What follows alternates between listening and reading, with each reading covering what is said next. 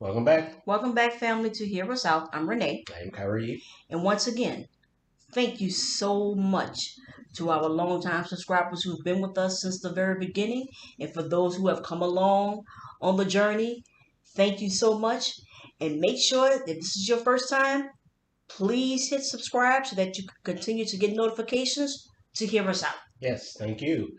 And on this episode, we will be continuing Mm-hmm. our Discussion. discussion Mm-hmm. of Plato's Republic. Right?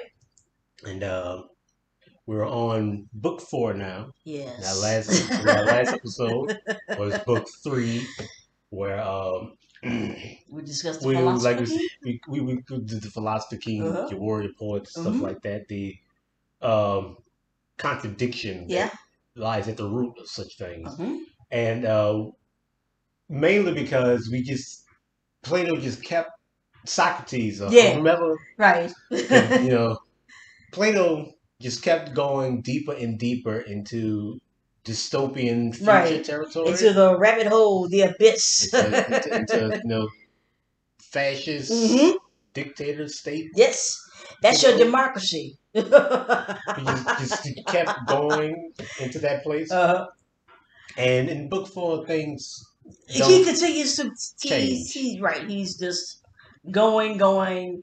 But He's not going yet, but he's just going. something very you could say pivotal happens in this particular book, and hmm someone that this whole thought experiment, this whole idea hmm of creating this city, Right. right, was to try to figure out what What is is justice? justice Right. and why is it better than injustice, hmm if justice is a thing at all. Right. That's how it all started. hmm And they started this because they'd be like, if it's so hard to try to pin down what justice is on the individual level, Right. Let's let's try to try do to it on the blow it up city. On and the do it on the macro scale hmm and see if we can't relate to it that way. hmm That's what they did, and they built this city, and the idea being that they built the perfect uh-huh. city, Uh-huh. a good city, right? Yeah. That is to be disputed, like we've done many a times Sounds right. before, and we will continue to do Yeah. in this particular part. right. But now that they have created their city, hmm they've created their city, they think now that they can extrapolate Right. what the meaning of justice Justice. is. And that is something that we will get to. But to begin with, the very first thing I think is poignant because this is what we've been talking about, hmm right? About the problems with Socrates City. I think I've said many times before in discussing this is that your city is meant to embolden the human Right. spirit, not crush it, Right. right? In this that in book 4, it begins hmm that way. hmm It begins with Adamantus asking Socrates about happiness, Right. about you have your soldiers, your Right. Your guardians, guardians. Right. right? You have your people, hmm but everybody only has what is necessary, Right. like the bare minimum of hmm what they need. hmm So there really is no, I guess you could say, no, there is no luxury. hmm There is no moment where you can actually relax and luxuriate hmm in what you have, hmm because everything is contributing to that one whole thing. Right. Because is happiness is given by the state, basically. Right. Happiness or being happy as a state, not happy as the individual. Mm-hmm. You know, no one class is happy over another. Which is how is that even possible? Mm-hmm. When you think about how it is that Socrates or Plato Mm-hmm. has set this up where everything is in use or for the purpose of the state, Mm-hmm. which means it's in use and in purpose of the ruler, where the ruler dictates that. So your happiness is based on how the ruler, you know, thinks happiness or being or what happy is. It's all incumbent on someone else. And your happiness is according to Right. Socrates, Mm-hmm. directly related to your Work. work, Mm-hmm. right? Because we saw with his euthanasia program Right. Right. That's why. in Yeah. Glasgow. That's why I call it Yeah, eugenics, right? where he was talking about just let people die if they Right. can't work and Uh huh. stuff like that, Mm-hmm. or that you should want to die if Yeah. you can't work. Right. We know that his entire idea of health Mm-hmm. is incumbent upon work, Right. about on the work that that person Right. does, and as long as they're able to do that work, Mm-hmm. as far as Socrates is Mm-hmm. concerned, they are able to derive Happiness, happiness. right? So the idea that his city is very that his city is able to provide Mm-hmm. everything that a person needs Mm-hmm. in order for them to do their work, Mm-hmm. that means that they are happy, Happy, right? right? That means that they're Right. happy, right? Right. And there's a little part here, Mm-hmm. not a little part. It's Yes. like I said, another wall of text. Right. But this is the part where he goes into that. Right. So Here we go. let's walk along the same old path, I said, and we shall find what to say. This is what we will say. We should not be surprised if these also would be most happy in this way. Yet we had in mind when we founded the city was not how to make one class happy above the rest, but how to make the city as a whole as happy as it could be. Mm-hmm. For we believe that in such a city we were most likely to find justice, and injustice again in the worst managed city. Then we might examine them and decide the matter which we have been searching all this time. Well, then, now, as we believe, we are molding the happy city. We are not separating a few in it and putting them down as happy, but we take it as a whole. By and by, we will examine the opposite kind. Suppose we are putting color on a statue, and someone came up and found fault because we did not put the finest colors on the finest parts of the figure. For the eyes, a most beautiful part, have, he says, been tainted dark, not crimson. We should think it a reasonable answer to give him if we said, don't be silly. Don't you think we ought to paint such a beautiful pair of eyes that they don't look like eyes at all? So also the other parts. But look and see if by giving all the parts their proper treatment, we are making the whole beautiful. Just so now, don't force us to tack on such happiness to the guardians as will make them anything but guardians. We could indeed just as well order the farmers to dress in purple and fine linen, and hang gold chains about them, and till the land for their pleasure. We might make the potters put their wheels away, and recline on couches and feast, and have drinking matches at the fire, and send the cup round to the right, and make their pots when they felt so disposed. And we might make all the others live in bliss in that sort of way, and then expect the whole city to be happy. Don't preach to us like that, for if we obey you, former will not be former, and potter will not be potter, and no other class of those which make a city will have its proper form. The others are really no great matter. Cobblers who are bogglers may work badly and pretend to be what they are not, and may go to ruin with no danger to the city. But if guardians of city and laws are not what they are thought to be, you see they destroy the city utterly, and they alone have the opportunity to make it well managed and happy. Then, if we are making real and true guardians of the city, not marauders, and if our critic talks of farmers of some kind having a jolly time at a fair or a feast, not a city, consider then, with this in our mind, whether we shall arrange that our guardians may have the greatest possible happiness, or if we shall keep in view the city as a whole and see how that shall be happy. Then we must compel and persuade these assistants and all the guardians to do as I have said, in order that they may be the best possible craftsmen in their own work. We must do the same with all the other craftsmen, and we must leave each class to have the share of happiness which their nature gives to each. Come on, come on, man.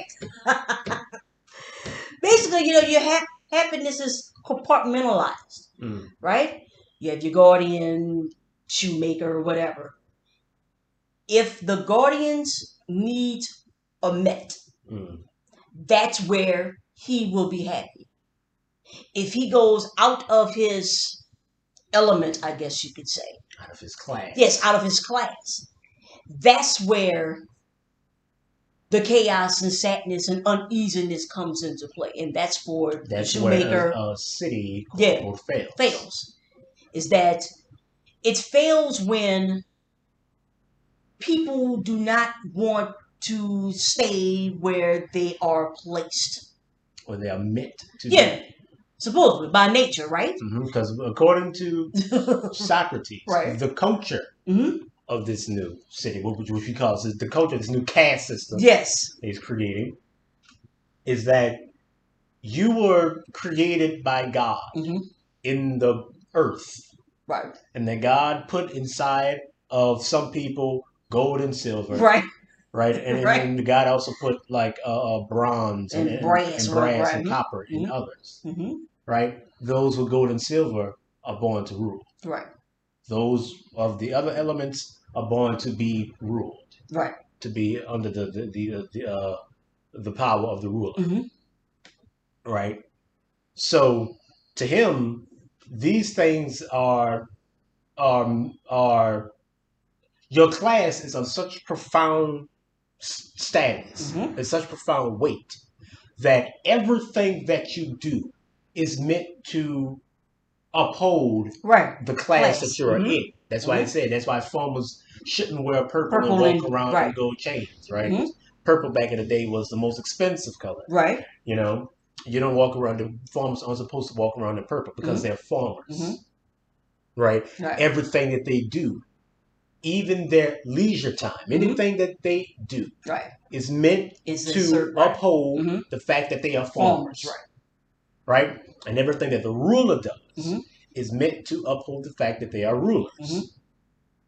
Don't try to ascribe the happiness of a ruler Right. to a farmer, Right. or the happiness of a farmer to a ruler, Right. because they're only meant to occupy their particular roles to make sure that the whole, the city as a whole, Mm-hmm. is functioning. And as Mm-hmm. long as the city is functioning, it is happy. Right. And if the farmer or the shoemaker, carpenter, if he has such urges and desires to do something else, I'm not even going to say to do more, just to do something else, well, that causes that's the injustice, I guess you could say. That causes, friction. It causes the imbalance. It causes chaos, and therefore your city is in upheaval, or your city, state, or whatever Yeah, is in upheaval. because like he said, when a painter is painting Mm-hmm. a statue, Right. you don't use the finest colors on all the finest parts, Mm-hmm. right? The eyes are meant to look a particular way, Mm-hmm. which means you don't paint the eyes red, you don't Mm-hmm. paint the eyes, gold. Right. That's not the color of an eye, Mm-hmm. right? You paint the eye its appropriate color. You Mm-hmm. paint all the parts its appropriate color, Mm-hmm. so you can have the whole be Mm-hmm. a beautiful representation Right. of a human being. Yeah. Can you imagine telling the artist what is appropriate? Mm-hmm. What is appropriate to his sculpture or to his painting? It's it's, And it's because it's not ridiculous. about appropriateness. Right. It's about It's about being able to paint the yeah. statue any way you want to paint Yeah. it. It's about your creation, how you. If you want to, you can make the eyes any color you want. Right.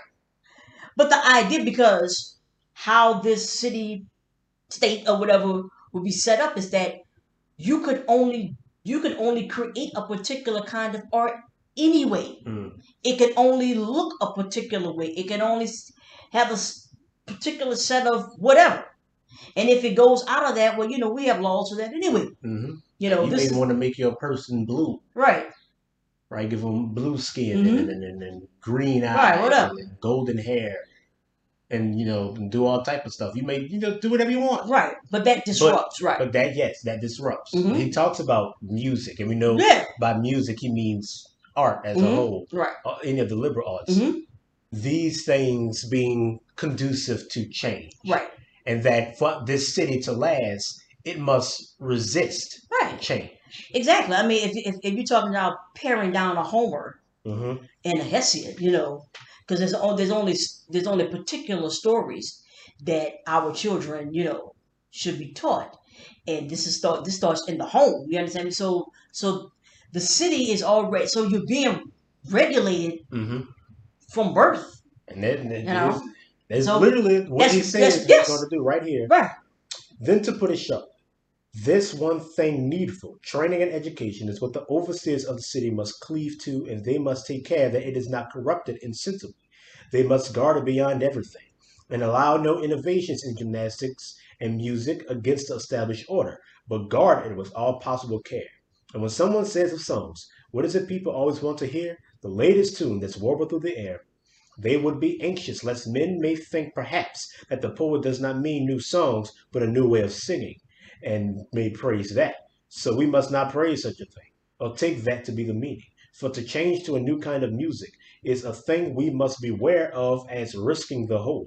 For the methods of music cannot be stirred up without great upheavals of social custom and order. So says Damon, and I believe it.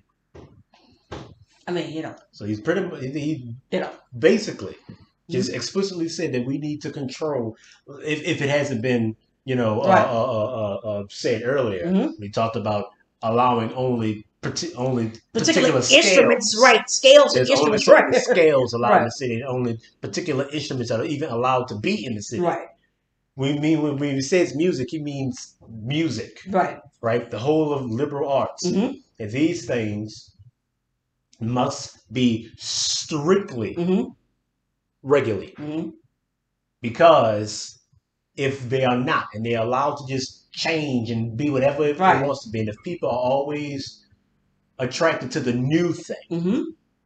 then it can risk social order and law. Mm.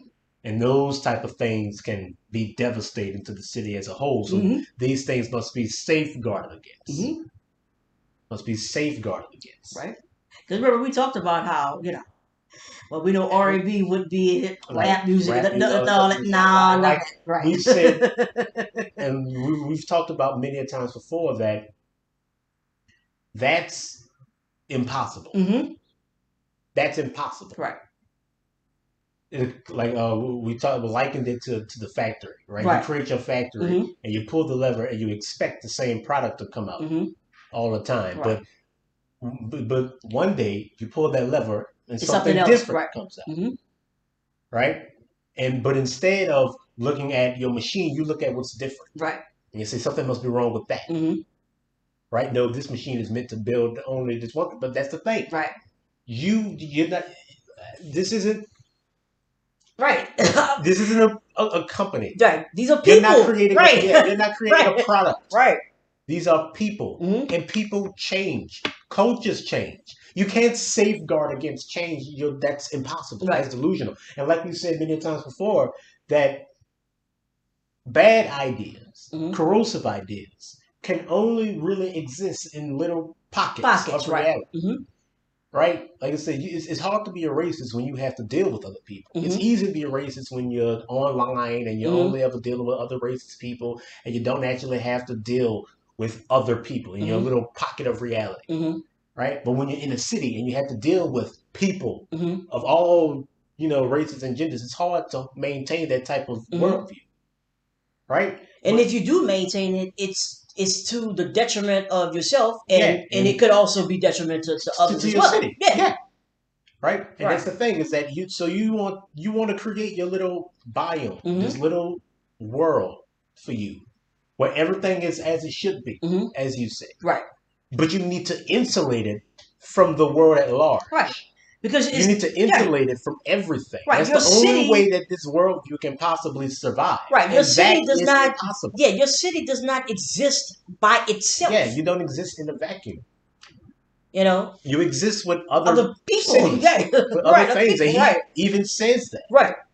Right. He even talks about because they talk about what if because he talks about safeguarding against wealth and poverty. Right. Right. Because wealth and poverty are other two things that can take a worker away from their work. Mm-hmm. If a craftsman, is building a chair and he gets too wealthy, he might become complacent and lazy, and he might not create the chair. Right. But if he's too poor, right, he might not have everything that he needs right. to create his chair. Right. Right. So the idea is about making sure that the craftsman has just enough wealth, mm-hmm. just enough, so he can continue to maintain and create the chair. Yeah, but it's all about keeping that, I'm going to say, balance or keeping whatever that that balance. And like we talked about for before, you're prioritizing right, the product. right, and you're You're not prioritizing the prioritizing the people. chair Right. and not the Mm-hmm. people. Mm-hmm. Like we said, there's no such thing as a craftsman Right. or a ruler. It's Right. just People. people playing a role. Mm-hmm. And the point of your city isn't to make sure that the roles are being played, Right. is that the people are happy. Right. And they're not born. Those roles are only meant to be conducive Right. to the human happiness. Right. People are not born a role. That's been Mm-hmm. you know an issue for centuries. Mm-hmm. When you feel like people are born into, or people are born this and born that, but they're not. They're just here. They're not born a role. And so when you relegate people, to particular roles, and obviously, as always, you're going to have people who fall out of that Mm-hmm. role. Well, we know what happens. I mean, who doesn't know that better than us? Yeah. And it's like what we talked about with the I liken it to women, Yeah, yeah, we right? talked about. Mm-hmm. How women are seen as uh, homemakers, Mm-hmm. and they're meant to raise children and stuff Yeah, like yeah. that and all the Mm-hmm. good stuff. And it's like and I always say, I think we forgot that people did that as a courtesy Right. in the beginning. Mm-hmm. It was a courtesy. Right. People just being nice to one another. Right. Because humans are naturally empathetic. Mm-hmm. People were being nice. Mm-hmm. Men decided, well, you know what? I'll take care of the hunted thing. Right. And then the women was like, oh, well, as long as they're out there, I'll take care of this. Right. Mm-hmm. And that, boom. And Right. that's what it was. Mm-hmm. But we all understood, at least I think, for a Mm-hmm. while, that it wasn't, what our roles were meant to be. Right. It's just what we did because we were nice to one another. Right. We were empathetic. Mm-hmm. We did that because it was, it was easy. Mm-hmm. And we would just, we would Right. be nice. We'd be considerate. Right. But then We're after being a nice while, towards each other, but now that yeah, but after a while, we forgot that right. we were being considerate. Mm-hmm. And And now now it's our natural roles. This, yeah. this is what a woman is meant to Right. be, and what a man Man's- is meant to mm-hmm. be. Right? You're playing, now it's like, but he's taking it even further. Yeah. To where this is what you as a craftsman is meant to be. Right. And you can only have anything that allows you to be a craftsman. Right. Right? And then you as the ruler, Mm-hmm. this is what you're meant to be. You can only have anything that allows you to be a ruler. Right. Blah, blah, blah, blah. All that stuff. Take it even further. Not forgetting that when a person created a chair, Mm-hmm. right, learned how to do that stuff. Right. And you were like, hey, I would like a chair. Mm-hmm. That person was like, you know what? I'll make you a chair. Right. That was them being nice. Right. They were being courteous. Mm-hmm. They weren't playing out some divine role. Right. They were being human. Right. They're like, hey, I know how to make a chair. You want a chair? I'll make you a chair. I'll make it right. Right? Maybe you can do something for me. Like, oh, I'll do something. Hey, Yeah. look, I know how to. I don't know. I know how to farm. Right. I can teach you some new form of technique, Yeah. or you you can just have first dib at my crops. Right. Right, and we'll do it like that. Right. Like, oh, no, right, that's fine. Right. Like, just being nice. Right. Just being, and that's where it all came from. Mm-hmm. Just being considerate. Mm-hmm. Just trying to do for each other. That's where it all comes from. Right. But now we've made this mistake of believing that this is just the natural order. Mm-hmm. This is how things are supposed to be. Right. This a craftsman is meant to craft, and we need everything for him to be a craftsman. If he has too much, he might not want to craft. Too little, he might not be able to craft. So he needs everything just enough to be able to craft and all that stuff. And it's like, no. You have a fundamental misunderstanding of what a human being is. Your city, you at no point have you talked about actual people being able to be people. Right. The only thing you've talked about is service playing a role. And playing a role. Mm-hmm. And in service of the city. And as long as the city is functional, people are happy. Right. And that's that's not how it works. So right. And there's this part here when he talks about war and warriors. Because, like you said, we talked about other cities. Mm-hmm. And just listen to this. Right. Because we've talked about cognitive dissonance. Right. So many times. Like, so just listen. Just listen, right. See if you can hear what we hear. Right. But consider, Socrates, how our city would be able to make war without having wealth, especially if it be forced to fight against a great city which has wealth. It is rather difficult, Socrates said, to fight against one but against two such it is clearly easier. How can it be? He asked. First of all, if there must be a fight, I suppose our men would be athletes of war matched against men of wealth. Yes, to that. Very well, Adamantus. One boxer as well trained as he can be against two non-boxers wealthy and fat. Don't you think he would have an easy battle? Perhaps not, he said, if they came on both at once. Not even if he could retreat and wait for the first man up and then turn back and strike him and did it again and again in the stifling heat of the sun. Could not such a boxer beat a lot of men like that? I should say so. That would hardly surprise me. But don't you think that rich men have more knowledge and experience of boxing than they have of the art of war? I do, Adamantus said. Then it would be easy for our athletes, in all likelihood, to fight twice or three times their own number. Just take that in. I will grant you that, he said, for I think you are right. Then again, suppose they send an embassy to one of the two cities and tell them the truth, saying, we use neither gold nor silver, and that is forbidden for us, but not for you. Then join us in this war and get what the others have. Do you think anyone hearing this would choose to fight against a pack of hard, lean dogs and not to join the dogs and tackle fat, tender sheep? No, I do not. But if the wealth of the others be collected into one city, does that not bring danger to the one which is not wealthy? Oh, blissful ignorance, Socrates said. Do you think any so-called city is worthy of the name except the one which we were constructing? Why not? Asked he.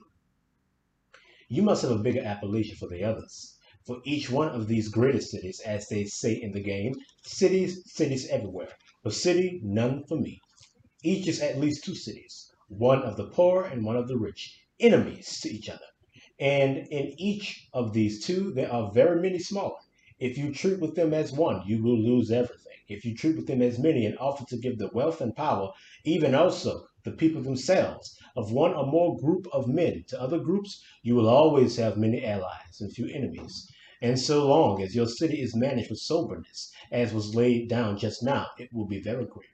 I do not mean in fame, but in real truth very great, even if it has no more than 1,000 men to fight for it. For a great city, one in this sense, you will not easily find either among the Hellenes or among the barbarians, but many you will find which are thought to be as great and many times greater than this. Don't you agree? Yes, I do. uh, did I just say, just listen to what this man just said. Right. Basically, your guard, because in his city, the Guardians are top notch, top athletes, and in this other, y'all rich, y'all don't be fighting like that. So our Guardians Can obviously beat y'all. Can beat up a rich guy. Well, what about if it's two of them? Well, he can catch one. He can catch one and then they catch the run other. back and forth and make the other one tired. Yeah, and retreat. So he can fight 2, 3, 4, 5. So now your what? Your guardians are superhuman, right? And Plato seems to be incapable of understanding that or a even, person could be two things. Yeah, that a you person can be rich and an athlete, right? Right. We see that a lot. Yes, days. Right. This is you can be rich and an athlete. Right. You can be a rich warrior. Right. Right. Not all rich people are fat, lazy, wealthy men. Like you have this image in your head of what a rich person is. Right. So I'm just saying. So what if that rich city hires a group of mercenaries? Which is a thing that happens a lot. Yes. I'm like, he took 300 to another level. I'm just saying that was the Punic Wars. Yes. Hannibal had a mercenary army. Right. Carthage didn't have its own standing army. It had a mercenary army. And he almost defeated the Greeks. Almost. It wasn't the Romans at the time. It was the Romans. Yeah. He almost defeated even though that's later. But I'm just still saying. Right. Mercenary groups. So what are you talking about? So he could just hire a mercenary army of people who know how to fight. Yeah. But still, it's like. But just the idea that you can't conceive of that the wealthy city can have an army. Right. And then he goes on to talk about this divide and conquer. Right. Because in that city with the wealth, you're going to have people with it, and without, you're going to have the poor and the rich. And if you go to the poor and promise them the power of the rich, or you go to the rich and promise them the status that Of they've the always equity, had, right? Mm-hmm. that they've always had, and safeguard them against the poor. Mm-hmm. You can divide and conquer, Mm-hmm. right? Because the rich are always going to want to be rich, and the poor are Mm-hmm. always going to want to, not be poor, Right. and all that stuff, blah blah blah. And it's like it's funny Mm-hmm. that you can see that in their city, but you Right. You can't can't see see it that in in your own. yours. Obviously, the craftsman will never want to be a ruler, Right. or your ruler won't Because the won't want craftsman, to safeguard himself he against will the only craftsman. craft a chair. He will never craft a He weapon. will only he's You only know, ever meant to be a craftsman. right? He He's will gonna only. he's gonna want to be a That's right. craftsman forever. That's right. Because that's the role preordained. And he knows Right. that. Right. And none of the music, Right. none of the Right. stories has ever challenged that Mm-hmm. idea for him. So Right. he's never out of I don't know human nature Right. going to question his role Mm-hmm. and maybe want something else out of life. Right. That's No, of never going course to not. No. happen. That's never going to Right. happen, right? Because he's But going in to have that right. city, Right. where poor people and rich people and stuff like that, because in that city they're just They just But in our city, everything is meant in service of the whole. It's many cities, but in our city, it's one city. Right. Everything is in its place. is in its place. Is in the service of the health of the city as a whole. One unified city. But them, It's just all over. Right. Stuff. And it's like I find it funny once again, right, that Socrates, Plato thinks that any city was created to become divided. Mm-hmm. that was intended. Right. That the divisions between was intended. That those cities weren't created for the exact same reason that your city is, that right. Socrates' city was created. As a matter of fact, your city is actually no different than the one that you're actually thinking that you're going to go up against and defeat. The fact that you have rulers and those ruled, that dynamic, that's everywhere. It's ubiquitous. That's right. So what makes you think your ruled and your rulers will be in a better situation from another city? That's set up the exact same way. Because the music. Oh, that's right. Because they don't know any better than this. Right. And I always say, and it's like, you don't think that your city is as susceptible to that as right. Like, what if your city, this rival city, goes to the people in your city and say, hey, you can listen to whatever you want in my city. Right. You don't have to. Under our rule. Right. So why don't you help us take over the city and you can, I don't know, read Homer. Right. Right. And you can paint your sculptures. And you can paint your sculptures any color you want. Green eyes or whatever. You can do whatever you want. Right. You can do whatever you want. Right. Obviously, they wouldn't want to do that because the craftsman is just going to want to create the chair. Right. And it's like, stop. You're delusional. Right.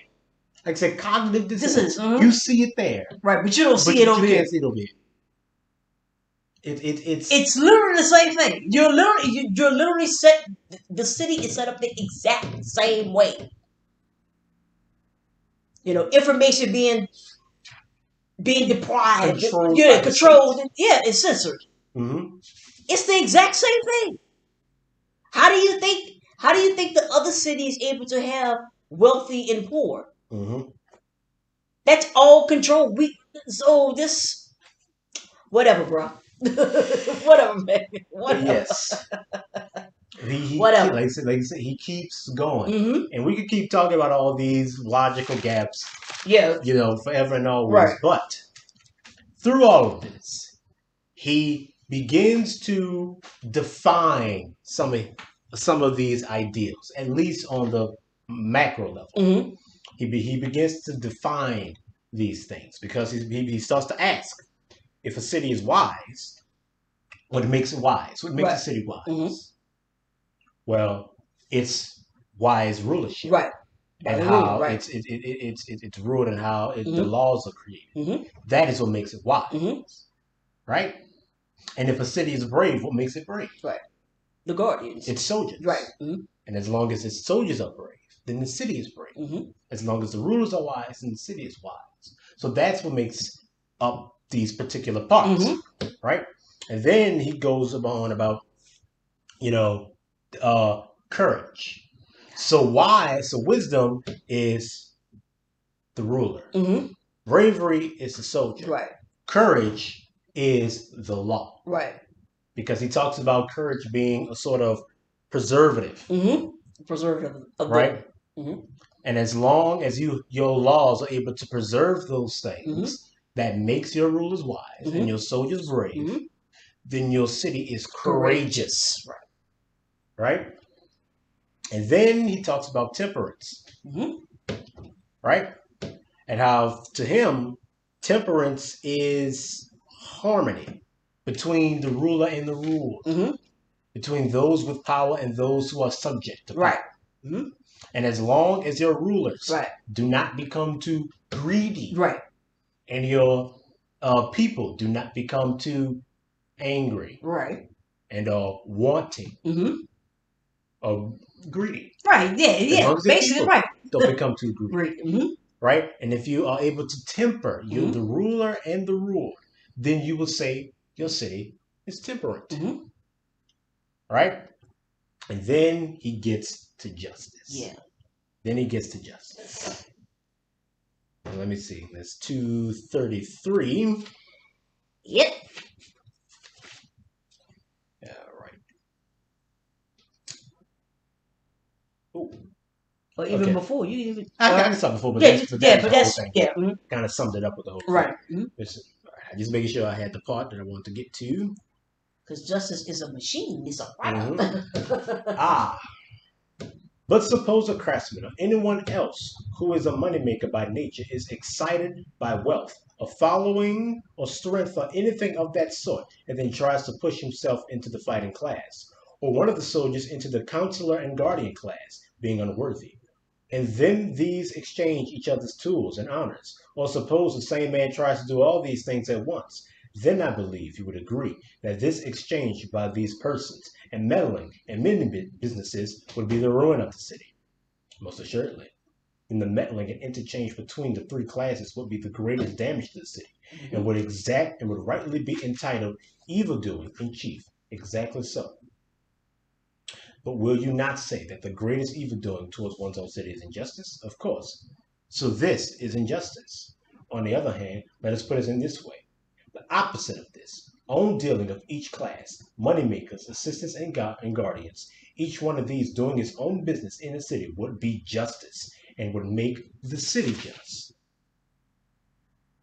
Yeah, so basically what you're saying here is that meddling. That is the meaning of justice. Everything's staying where it's supposed to be. If you meddle or you go outside of that, that's the injustice.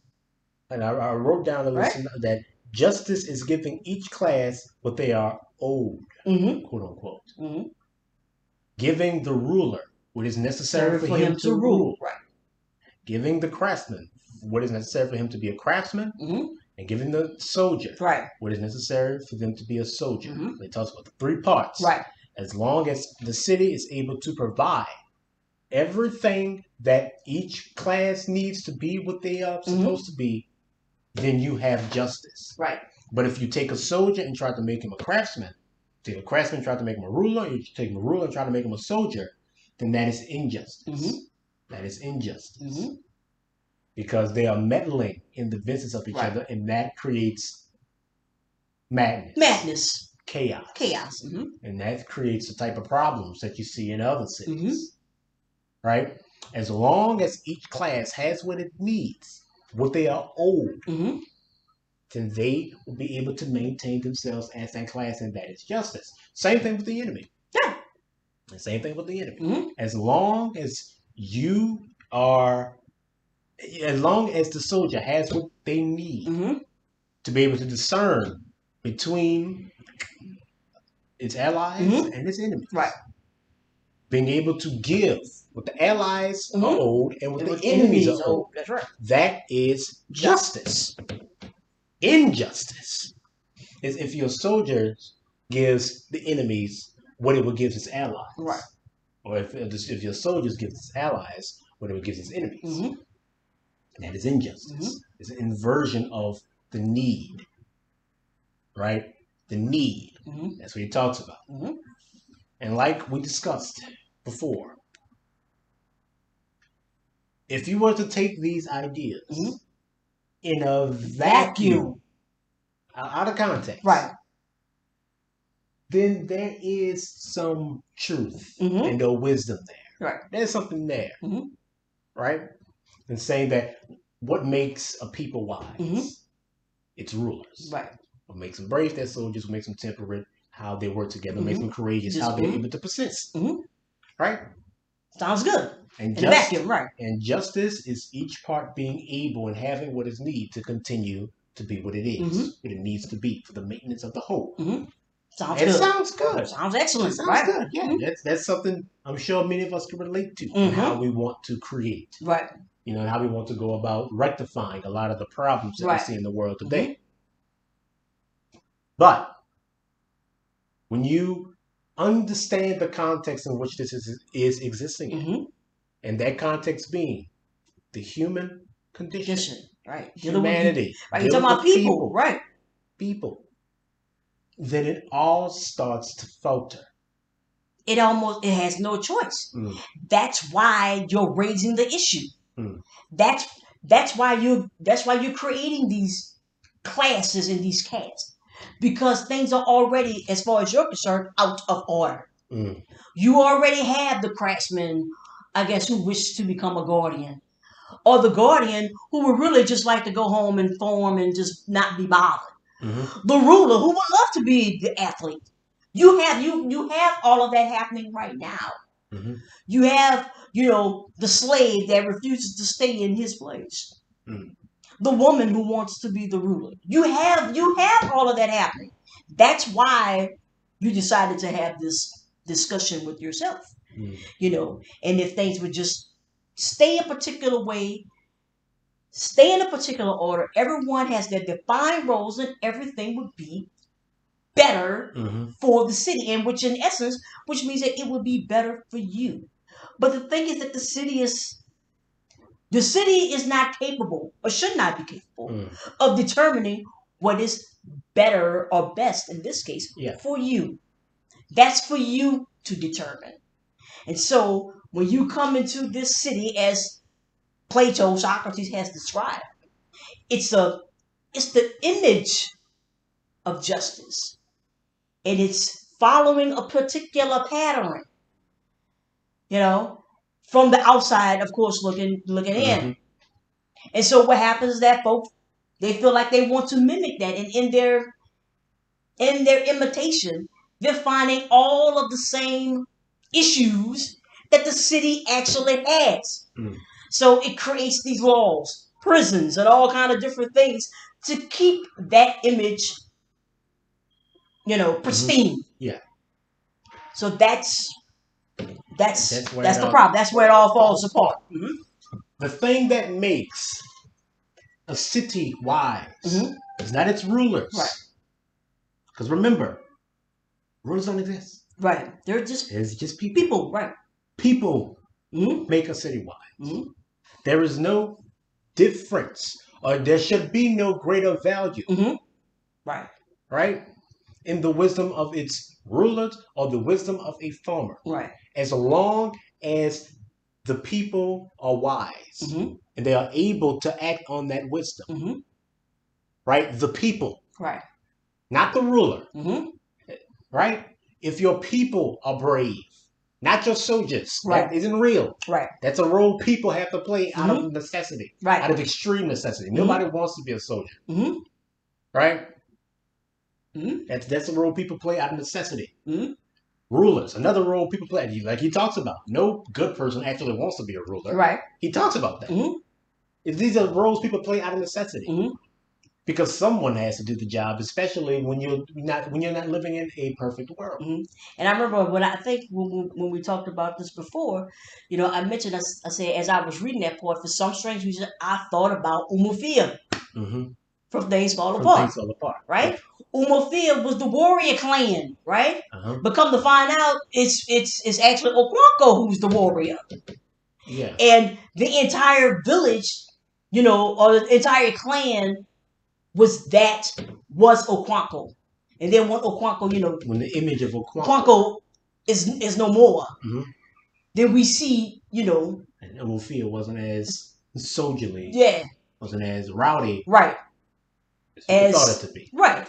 As that image had put out, and there was a pattern to it because nobody wanted anything to do with Umufia especially when it comes to war. Mm-hmm. You know, no one want because that image and that pattern that was already out there. But what happened is that it was challenged It was challenged. by another people, by another city. It was It challenged was by challenged. another idea. Deal And to beat this challenge took more more than than swords right, and stones. right. It took Yeah. a certainty of self that Mm-hmm. you found that you did not have. Yeah, right. Because as soon as the white man came with the Bible, Wearing high well, heel shoes and stockings and a bucket hat, riding on an iron horse, which we like to call a bicycle. as soon as that happened, As soon as that happened, oh well. everything fell apart. Right. Mm-hmm. That's what it's called. That's the name of the book. Things Right. fell apart. And so this is, and so And just you can see the same thing here. here, The stifling of the human spirit, spirit, forgetting that people are people and not the roles that they play. plate. That's a courtesy. Mm-hmm. But now it's no longer a courtesy. Right. It's a thing that you have to do because if you don't do it, you're going to die. Right. You have to work. You have to play the role. You have to do it because if you don't, you're going to starve and you won't have any electricity. And so and everything in now is in service to the city. Mm-hmm. You don't even have a life. We talk about you don't even have a life. As a matter of fact, it is dangerous to step out in your own life. Mm-hmm. How many artists are, they're working a job that they hate and they still can't pay their bills? But that's a whole, that's what's happening here. Everyone's on the edge. Everyone is on the angst. And being in that angst, it's all in service to the city. Well, into the state. Because the city has prioritized the chair. Right. Over you. That's right. Over what you can produce. Over what it can get from you. Right. Other than accommodating for your life. Mm-hmm. We know what it is to be relegated to a role. Mm-hmm. Okay? This is what you are supposed to do. And anytime we falter out of that, well, here come the guardians. Here come the soldiers. Mm-hmm. Here they come. The warriors. Yeah, here they come. Trying to put you back into a place that you know that you don't, that you feel no one belongs in. Right. That you're not supposed to be in. No one belongs in. Right. We know this experience. Intuitively. Yes. We have to. Yes. That is the black experience. And come to find out, it seems to be the experience of anyone who has to exist in this type of metric. Mm-hmm. There are going to be some people who are going to be relegated. I mean, you have your slaves, women, craftsmen, whatever it is. Everybody is relegated to a particular role. And anytime you want to fall out of that or go, we see what happens. Mm-hmm. That creates madness and chaos in your city because your city cannot accommodate for you wanting to do something else. We've talked about before, Plato's definition of justice here, because he's finally getting to it. He's finally been able to define it. He's finally found it. What justice is. Mm-hmm. Each part having what it needs to be its part. Right. We define justice at the very beginning, as a person being able to do their best in a given situation. Mm-hmm. That's how we define justice. Mm-hmm. That sometimes justice isn't right. Right. Sometimes justice isn't, productive. Right. Or conducive. Right. You have two bad choices, but a choice. Yeah. You have all bad choices, but a choice has to be made. So you have to make the best. Do your best in that particular situation. Mm-hmm. That is justice. Mm-hmm. Right? And in a way, as long as your society gives you the tools to do your best, right? Then I would say that is justice. Mm-hmm. So it's not like Socrates is wrong. Right. It's not like he's wrong. Mm-hmm. But the rigidity, I think the rigidity is what we're questioning here. He is wrong. But it's not his definitions. Right. It's the overall context, the atmosphere in which it's existing in is what makes it wrong. Right. Right? Like I said, if you take it in a vacuum, Right on time, right. But when you understand the context and the type of thing he is trying to create and where his definitions lead him, then that's where the problem lies. Because, like we've said many a times before, society is a luxury. It is meant to be conducive to the human spirit. The city is a luxury, right? We often talk about like this existential dread that people deal with, and it's not new. There's something, I would say, evil in telling a human being that they have to earn a living. Right. Knowing that there is not a person on this planet that has existed or will exist or does exist that asks to be existent. Right. None of us asked to live. Here, right. Right. We were all born. We're all here now. Our job is to make that as good as we possibly can. As we possibly can, to our very best. It's not about earning a living. It's about living. Right. The fact that we've put a barrier between that is evil. Yes. It's atrocious. Yeah, we talk about it. I'm like, it's criminal. And you see where it comes from. Right. You see where it comes from. Right? With Socrates and Plato. It comes from people prioritizing the product of living over living itself. And we're still doing that. We're still using this type of metric. And just the thought of doing something else. Here y'all come. I mean, just think about it. When you think about forgiving student loans, we're going to just wipe it out. The only argument I see being made against not forgiving, these student loans is that, well, I had to pay mine, so you need to pay yours. That's it. That's it. Making life worse for people who didn't ask for it. Well, they didn't have to go to college. They could have joined the military, and I'm like, so basically, what you're saying is that they should have risked, I don't know, death. They should have done that. First of all, we would even. Why are we paying for college anyway? And do you not understand how the level you get to when someone has to become a soldier, right, to earn a living? Yes. Do you know how to get a chance at education? Yes. Think about it, because I think we talked about this. Is that like I said, look at where these military recruiting officers are.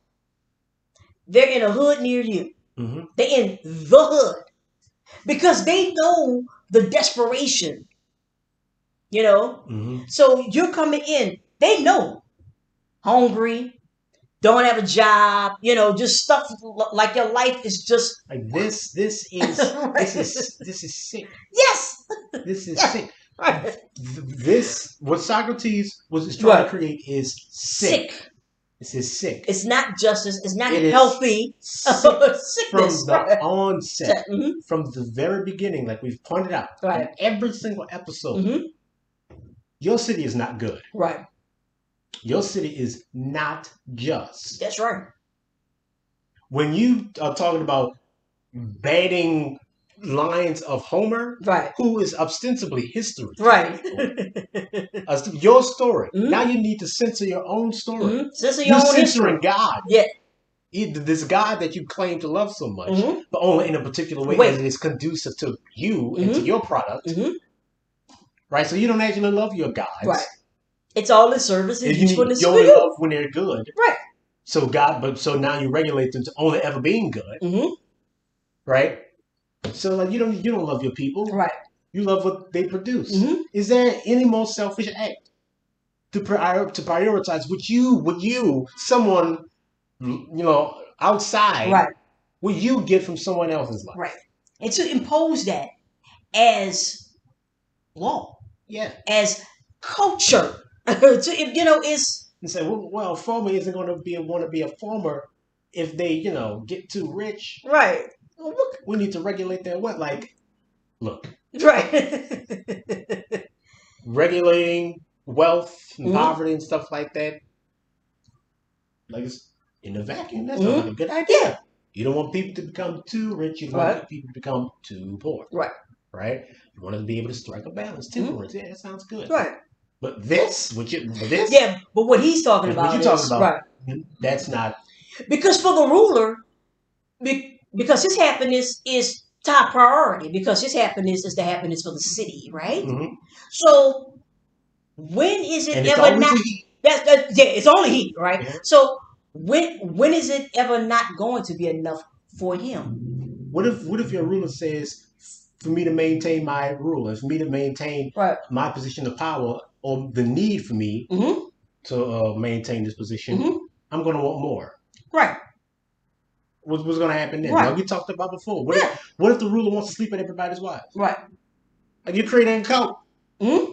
Or you're gonna have to accommodate him. Because Right. what else are you gonna? I mean, first of He's all, gold. yeah, he's He's gold. gold. He was born gold. His the royal bloodline, right? Mm-hmm. Yeah. So you have to do. So you all in service to But no, maintain that. it's not the blood. Because if somebody Well, is born, yeah, that's true. if That's true. Not the somebody is blood. born, Yeah.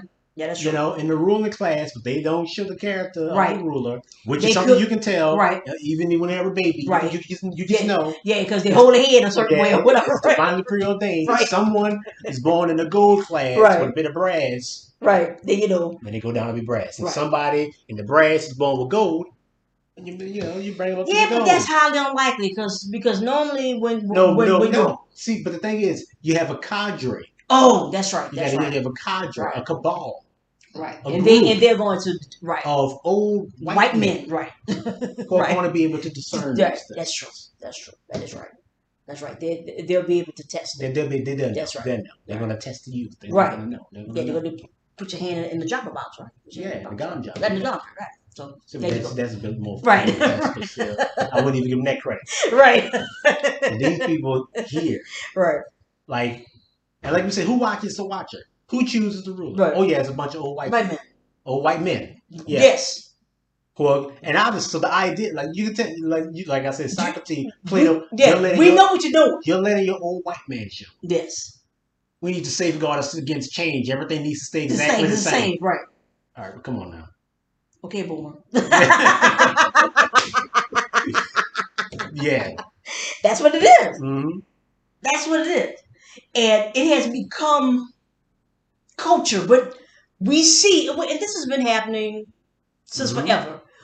We have seen constantly people challenge these so-called roles, challenge society, and we know what has happened. We've had policy laws, your guardians, everything to come out to try to keep people in a particular role in their particular place, and yet they still because they're people. And for as much as you try to crush them in to be a particular way, they're not that way. And your city is failing because you're not allowing your people to live. You're not allowing your people to be people. We've said many a times before Mm-hmm. that culture is a trap. Mm-hmm. Yeah. And I know when we look at black people, right, who's all about the culture. That's right.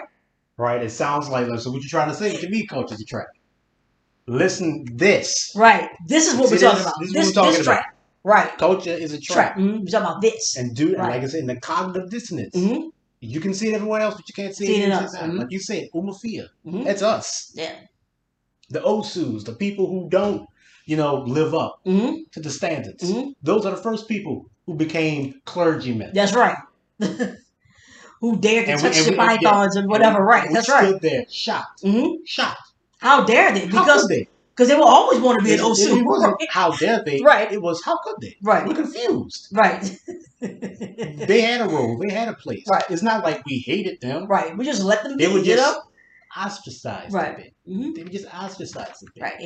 And here comes this church set up. The church comes up and says, "Hey, look, you can have a place here. Yeah, you can even have a title. You won't be ostracized here." Right. And we're so dumbfounded. What? Right. How dare they? How dare they betray us? How Right. can they go to like, and you don't, like I said, there's a swirling black hole that you call culture. Right. You didn't correct it Right. because you called it culture and tradition. And then, And so instead of trying to accommodate for the Osus and trying to better integrate them into your society, you pushed them out to maintain what was already there. right. And now you don't have nothing. Nothing. You fell into the trap of culture. You prioritize your society right. over your people. And then you failed everyone. You failed them both. Yes. And I know, hey, that's what it is. That's what it is. That's what it is. You know, and if we look at the United States, it's been falling in on its face. It's been falling in. You know, with your replacement theories and all kind of foolishness. It's been falling in.